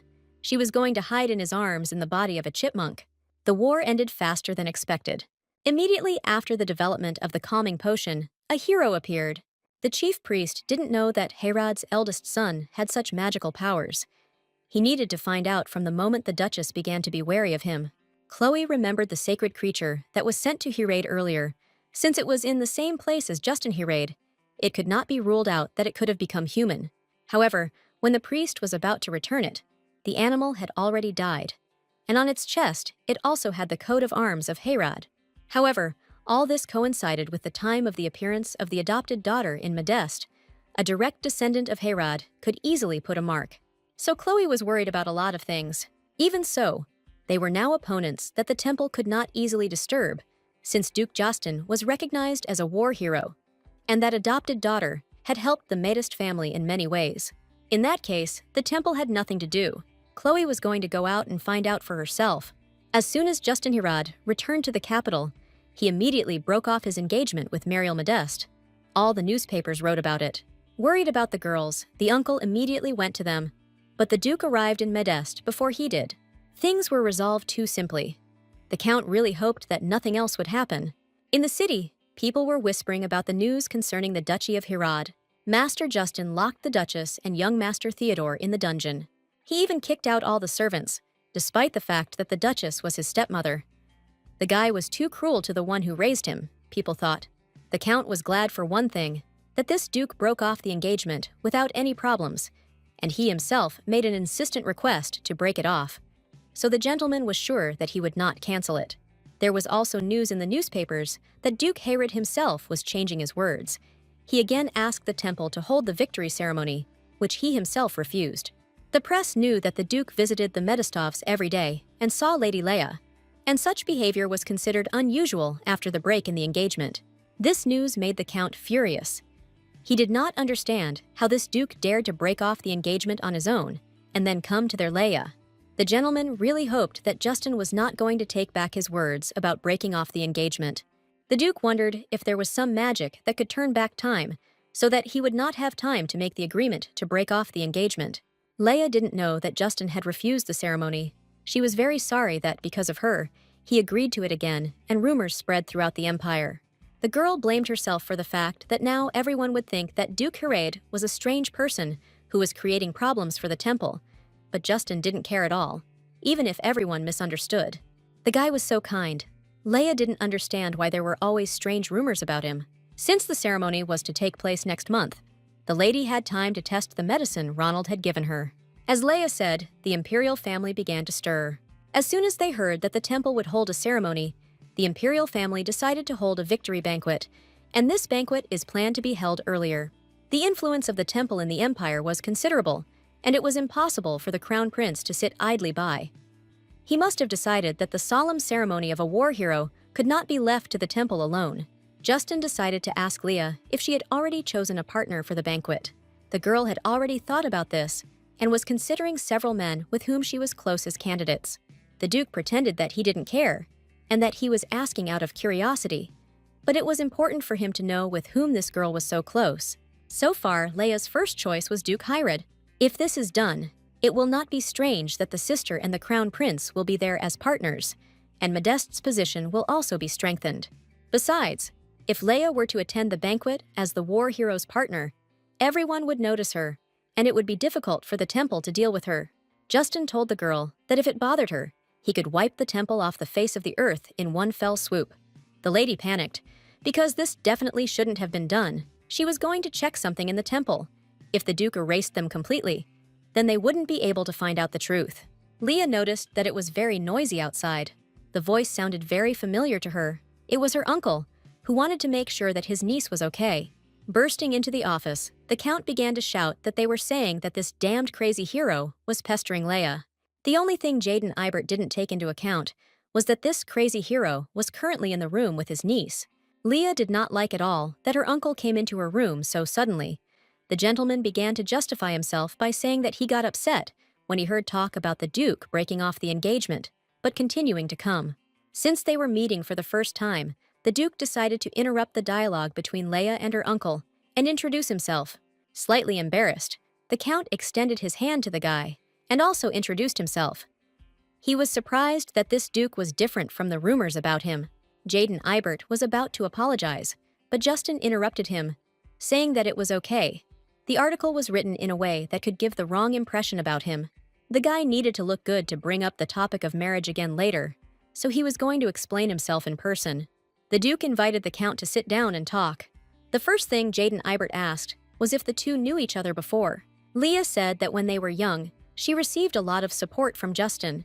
Then the Duke went off to war and there was no news of him. And now he comes to her because they are glad to meet again. Even though it was already late, Jaden Ibert decided to thank the master for helping their Leia.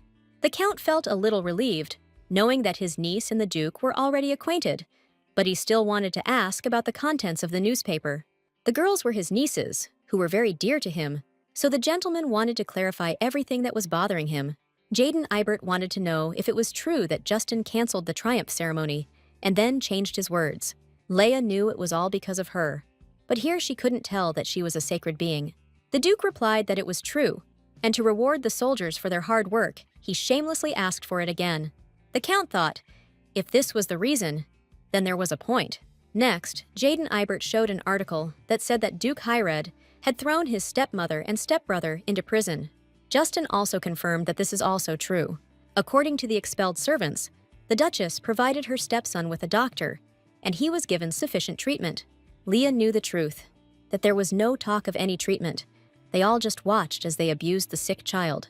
The lady tried to explain to her uncle that he didn't know the family's secrets unless he was part of them, and instead of believing the rumors, she asked him to personally see Justin and evaluate him. There was no doubt that the Duke was a much nicer and kinder man than the article described. In fact, Leah really did think Justin seemed like a decent and rather respectable man. The Count once again asked for forgiveness for his rude behavior after hearing the rumors. Next, Jaden Eibert was going to focus on the article about his nieces. There were clippings from an article where Leah first visited the orphanage and noticed that the two got along well. The uncle handed the girl an Oriental newsletter, which he had brought just in case. It seems that this has not yet been published in the capital's newspaper. The engagement of His Royal Highness Theo. It is known that he met his bride on the way to treatment and fell in love at first sight. The lucky one was the daughter of the family of Count Sebs, a new noble family from the east. Theo was the second prince, the half-brother of the crown prince, a man full of ambition to keep the crown prince under control.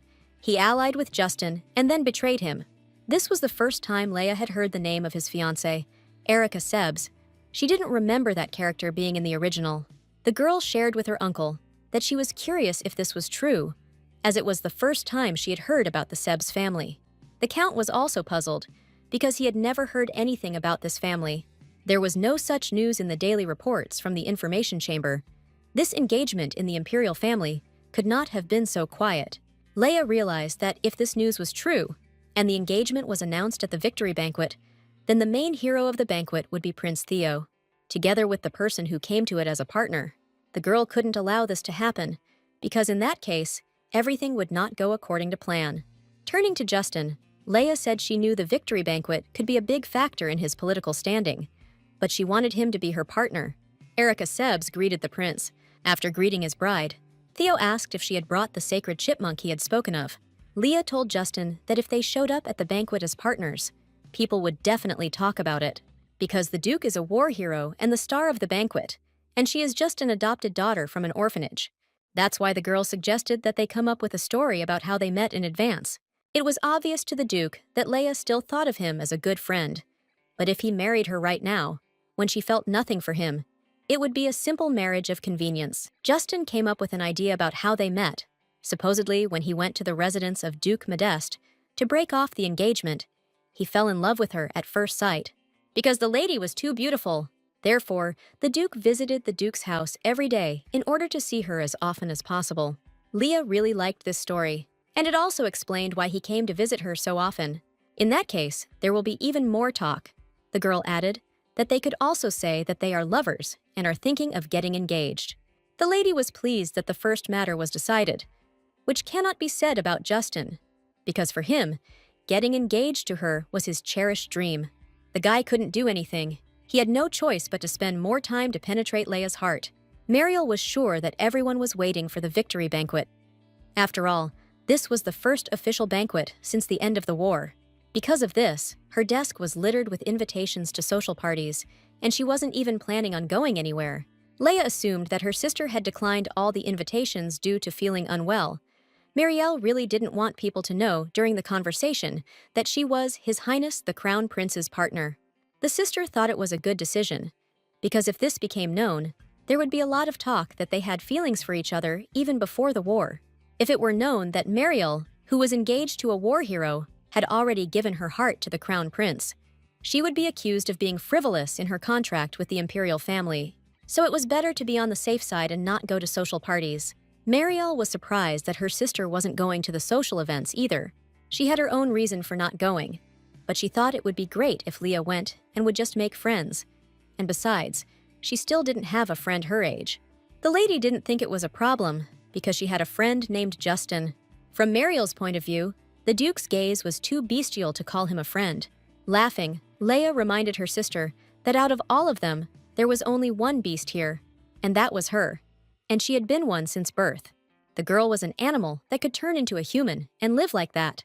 Leia understood that if the real Leia was alive and returned later, she would have to leave, and it would be extremely difficult to do so. The girl was going to finish the conversation with her sister, as she still had plans, and she was going to the center. Currently, Leia has made deals with several information guilds to monitor the temple's activities and gather information useful to Modeste. Of these guilds, the closest to her was the Informa Guild. Head of Information, Rihanna was delighted to see that the lady had visited them in person today. The lady came just in time, as Rihanna was going to send her a letter, and in that case, they would be able to talk in person. The news was not very good. Someone was spreading bad rumors about the lady. They said that Leia was an adopted daughter, ignorant of her place and accustomed to luxury, a cunning orphan manipulating the innocent Lady Marielle. Rihanna tracked the source of the rumors to the eastern county of Sebs. Leia had been suspicious ever since she first heard the name. Since she had made her target, it meant that this girl had doubts about the lady's identity. It could have been related to the temple, so the girl had no choice but to take a closer look and wait. Rihanna heard that the lady was going to attend the victory banquet as Duke Herod's partner. She warned the girl to be careful. Mages were people without common sense. They were slimy all day long, so even if he behaved kindly, he should not be underestimated. Leia reassured the girl. She didn't know about other magicians, but if you look at Justin, you can understand that he is a really nice and cute person. At this, the girl took her leave, promising Rihanna that she would contact her soon. Informa's eyes only managed to shout after her so that the lady would listen to her words. Leia has handled everything well so far, so let there be no problems during the banquet. Those present at the banquet took notice of Prince Theo's appearance, as he had recently returned from a recuperation trip to the east, and his complexion looked much better. No one knew who the girl was next to His Highness. There were only rumors that she was his bride. One thing was clear for sure, that the prince valued her. Theo whispered in Erica's ear that since his engagement was at stake, he hoped to benefit. The bride asked him not to worry, assuring him that the problem would be solved. Since Theo also owed a lot to the temple, this was his way of paying it off, because Erica had hidden the fact that he was a mage. This decision was beneficial to both the prince and the temple. If this fact had been revealed, the second prince would have been sent to war, and he would have found himself in an even more disadvantageous position in the struggle for the throne. Then, it would also be difficult for the temple to influence the imperial family. Come to think of it, Theo felt much better thanks to the calming potion. The mages didn't have to go to the temple, but he still thought it was much better to get calm from the sacred beast. There was certainly a difference, although the sacred chipmunk stood out among them, and was the one that gave Theo his first sense of peace. Perhaps the boy was so smart because the magician, that chipmunk, was a powerful sacred beast, created with the help of the magical power of Duke Modeste. The more Theo used the calming potion, the more he felt the difference with the sacred beast, and because of this, he compared even more. The newly arrived Duke Herod and Lady Leia Modeste were introduced. It was Leia's first time at such an event. She couldn't take her eyes off all these people, maybe because it was the first victory banquet, but everyone here was from noble families. The ladies heard the ladies whispering behind her back that the rumors about her being an adopted daughter who didn't know her place were true. The girl herself allowed the rumors to spread, so they could not go. So she decided not to disappoint them and be as extravagant and rude as in the rumors. But she felt sorry for Justin because she, his partner, didn't care about her reputation. The girl decided that after they sorted this matter out, they should definitely spread the rumor that she had been abandoned. It was a great honor for the Duke to come to this banquet as Leia's partner, but for him, it was a great relief. Although he heard something unpleasant before coming, his right hand tried to explain to him that it was not the end just because the gentleman met a person he liked. If everything was good between partners, all the love in the world would be without conflict. It's for a banquet where all the nobles appear in all their glory, and someone might fall in love with Lady Leia. Since ancient times, such places have been a place for dating. After these words, Justin tried to stay close and be vigilant. The Empire owed a great debt to the great mage Duke Justin Herod, and the Emperor declared that despite the vile rumors, everyone should pay attention to his true character. As soon as the gentleman decided to stay close to Leia, he immediately fell through. The girl noticed that the congratulatory speech was quite long, and for now she should be alone. The Emperor spoke very strange words, as if these were not congratulations at all.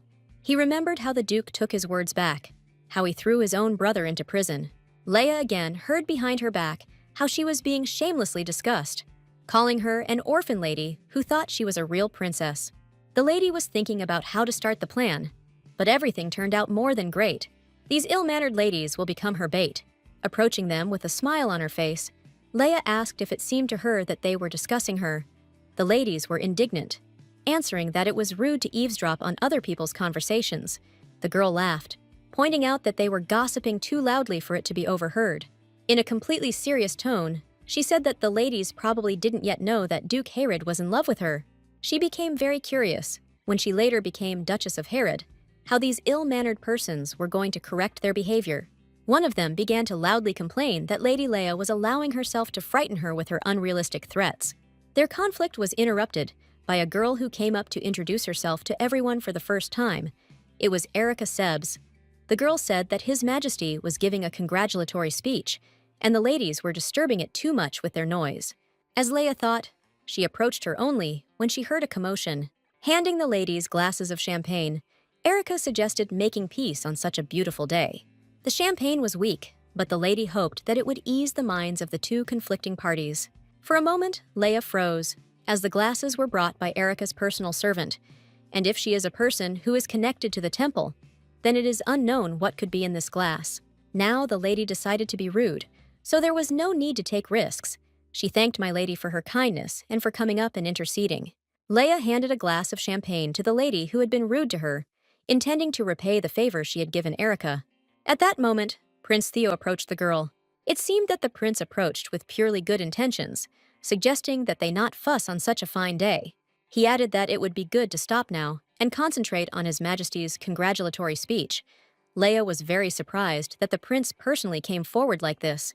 His Highness insisted that Lady Leia also relax a little. He took the glass from Milady's hands. Since the prince intervened so suddenly, and even took the glass, the girl assumed that these two were on the same team. Now that the prince has intervened, there is nothing she can do. Leia decided to simply retreat, thanking His Highness for resolving the conflict. At this, she was about to leave, but Prince Theo grabbed her hand and asked her name. The girl could not believe what was happening, since the prince had just deliberately touched her. Looking into her eyes, Theo asked if she had met him before. Noticing her surprised look, he immediately said that it was okay if she didn't remember it. Saying that they would talk a little later, Theo left. Leia was left standing in complete confusion, not understanding what had just happened. While listening to the Emperor's speech, Justin watched the lady out of the corner of his eye and how she interacted with the second prince. If a prince is involved, things get complicated because due to an oath passed down from ancient times, mages cannot use magic against the royal family. If the prince and Sibs had common intentions, then it was not at all beneficial for them. It was worth being on guard. At this point, the congratulatory speech ended, so everyone could enjoy the banquet. As soon as Justin was free, Leia immediately rushed to him. She hugged the guy in public, saying that she missed him, and that even if they were separated for a short time, it wasn't too hard. The Duke was clearly perplexed when he heard such words. He had, of course, dreamed of them, but he understood that it was all done on purpose. Barely audible, Leia whispered to him to quickly pretend to be full of love, as planned. Gently embracing the lady, Justin told her, looking into her eyes, that his heart would not cope if he left her alone for long. So beautiful. In front of everyone, he promised the girl that after the banquet was over, he would fill her room with the best jewelry. He missed her so much. Leia froze, because Justin was so shamelessly good, as if he was absolutely sincere in saying all this. The Duke asked the girl if she and Prince Theo knew each other. She did not know him, believing that this was their first meeting. Although it was suspicious that he came with Lady Sibs, the Duke had a bad feeling about this and asked that Leia be sure to avoid situations where they might be alone with the prince. Justin admitted that he and his girlfriend dance very well together.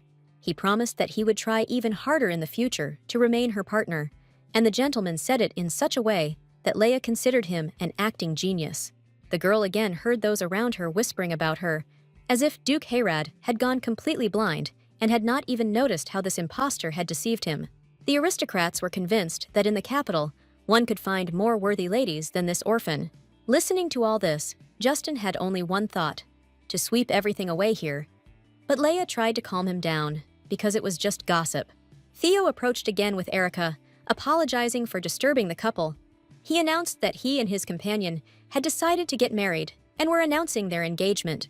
The aristocrats here pounced on Erica with questions from various areas of the Empire's life, and she promised to answer them all.